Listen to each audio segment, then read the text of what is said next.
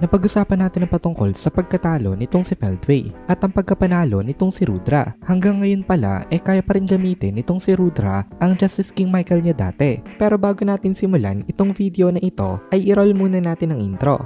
Hello everyone and welcome to my channel, ang inyong source ng Tagalog na Tensura Contents. Sa channel na ito pinag-uusapan natin ang mga nangyayari sa may Tensura Universe. So without further ado, let's get into the video.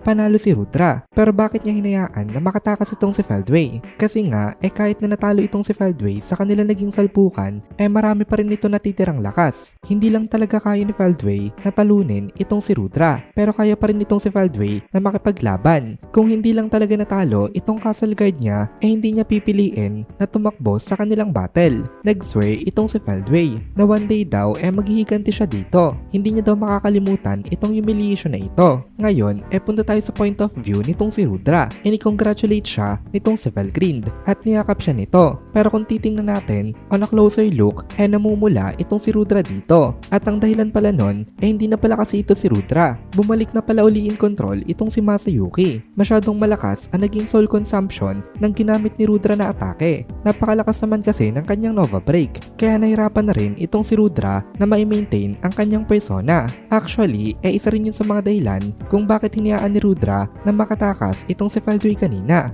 kasi hindi niya na kayang ipagpatuloy pa ng matagal ang kanilang laban. Pero kung buhay lang talaga si Rudra, napakalakas niya. Kaso lang ngayon, limited na nga siya dahil nakikihiram na lang siya ng body. Inintay lang talaga nitong si Rudra na umalis itong si Feldway. Then umalis na rin siya dito. After yakapin ni Felgrind itong si Masayuki, biglang lumapit dito itong si Hinata at dali-dali siya nagpakilala. Sabi ni Hinata ikinagagalak niya daw na makilala itong si First Sama. Ang pangalan niya daw ay Hinata Sakaguchi. Bago daw umalis itong si Lord First may gusto lang daw siya na sabihin dito. Pero biglang nadagasan itong si Hinata ng napakaraming mga tao kasi biglang naghiyawan ang mga nakapanood sa naging battle at dali-dali rin sila na lumapit kay Masayuki. Bilib na bilib itong mga ito sa ipinakitang performance nitong si Rudra. Nakala nila itong si Masayuki kanina. Isa na naman itong malaking misunderstanding. Pero okay lang yon kasi ability naman talaga nitong si Masayuki ang dahilan kung bakit naisamon itong si Rudra dito. Pinalibutan itong si Masayuki ng napakaraming mga tao kaya umakto agad itong sila Minute. Sila nagsilbing guards nitong kanilang emperor para hindi ito dagsain ng napakaraming mga audience. Ang daming comments ng mga naandito. First time daw nila na makita ang true beacon of light.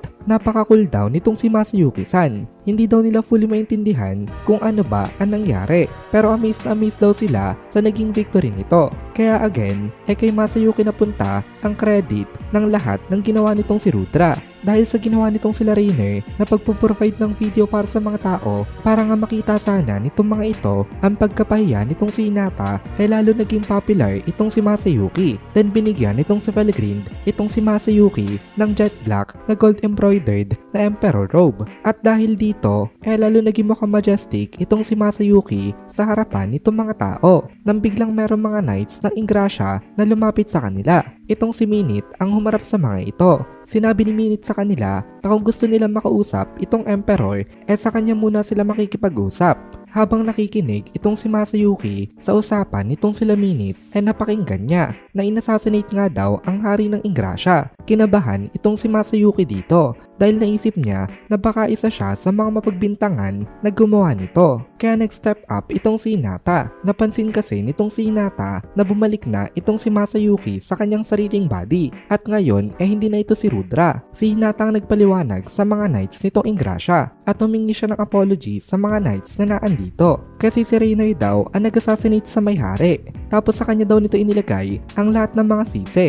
Naisip nitong si Masayuki na napaka-big deal daw nito. Mahirap daw na ma-involve sa ganitong klase ng situation. At naisip rin nitong si Masayuki na imposibleng hindi siya paghinalaan na involved siya dito. Napakahirap ng situation nitong si Masayuki ngayon dahil hindi niya alam ang kanyang gagawin. Isa nga kasi siya ngayon sa mga pinaka-importante na individual na present dito. Kaya naglakas loob itong si Masayuki na mag-take in charge ng situation. Nag-step forward siya at tumingin siya sa mga audience. After that, mahimik itong mga nandito. Sa ginawa na ito nitong si Masayuki na-excite ang mga tao. Itong technique pala na ito tinuro sa kanya nitong si Rimuru. Bukod sa majestic niya na gestures ay umepekto rin ang kanyang ultimate skill, kaya lalong lumakas ang naging dating niya at pinagsalita niya isa-isa ang mga naandito. Tapos after magsalita ng lahat, ay nagsalita uli siya. Sabi ni Masayuki, narinig na daw ng lahat ng mga tao ang side nitong mga naandito. Kaya ngayon daw, bibigyan niya daw ng choice itong mga ito kung saan nila gustong maniwala. Dahil sa ginawa na ito nitong si Masayuki, nai-resolve ang nangyayaring problema, nai-clarify ang tunay na nangyari. Wala naman masyadong sinabi itong si Masayuki. Pero dahil sa pag-step up niya, bumalik ang order. Then may isang lalaki na malaki ang katawan na lumapit sa kanya. Ito pala ngayon ang head ng Knights nitong Ingrasya. Nakakatakot itong lalaki na ito. In fact, natakot nga itong si Masayuki dito. Pero pagkalapit sa kanya nitong malaking Knights na ito, lumuhod dito sa kanya at nagsalita ito na since itong His Majesty daw na Emperor in favor nitong si Hinata, hindi na daw nila ito paghihinalaan. Kaya dahil kay Masayuki, na-clear na rin ang pangalan nitong si Hinata. At dito na muna natin tatapusin itong video na ito. Kung nagugustuhan mo itong mga videos natin, ay please consider joining the membership para mapanood mo na agad ang mga kasunod na part dahil palaging advance ang ating mga members. Also, ay please consider leaving a like at mag-comment ka na din para ma-boost naman tayo